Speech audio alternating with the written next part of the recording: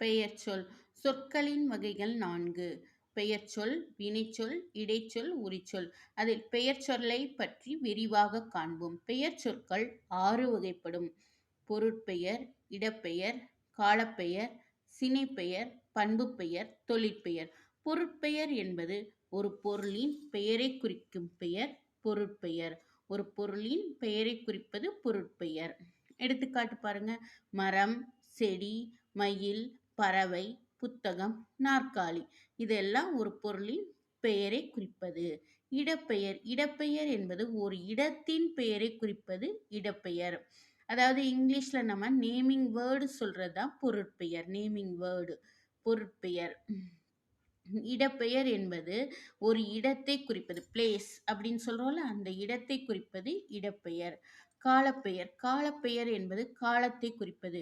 நிமிடம், நாள், கிழமை, வாரம் இதையெல்லாம் குறிப்பது காலப்பெயர். நிமிடம், நாள், கிழமை, ஞாயிற்றுக்கிழமை, திங்கட்கிழமை.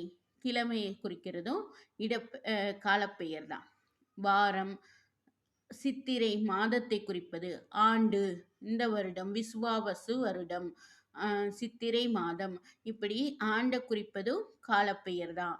வாரம், ஞாயிற்றுக்கிழமை, ஆதிவாரம், மங்களவாரம் இவ்வாறு குறிப்பதும் காலப்பெயர் தான்.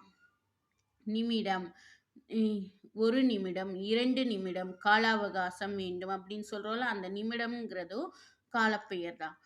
சினைப்பெயர்.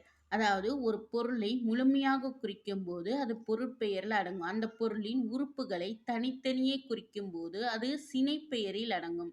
கண், கை, இலை, கிளை இதையெல்லாம் சினைப்பெயர்ல சொல்றோம். பண்பு பெயர். ஒரு பொருளின் பண்பை குறிப்பதுதான் பண்பு பெயர். பண்புன்னா அதோட நிறம், வடிவம் இதை குறிக்கிறதா பண்பு. வட்டம், சதுரம், சதுரமான வடிவம், வட்டமான வடிவம், அல்லது செம்மையான நிறம், கருமையான நிறம், அப்படி நிறத்தை குறிக்கிறது, வடிவத்தை குறிக்கிறது. மனிதர்களா இருக்கும்போது நன்மை, நல்லவர் அப்படின்னு சொல்றோம்ல, அந்த நன்மை, தீமை அப்படின்னு குணத்தை குறிக்கிறது. இது எல்லாமே பண்பு பெயர் தான். தொழிற்பெயர். தொழிற்பெயர் என்பது ஒரு தொழிலை குறிக்கும் பெயர் தான் தொழிற்பெயர்.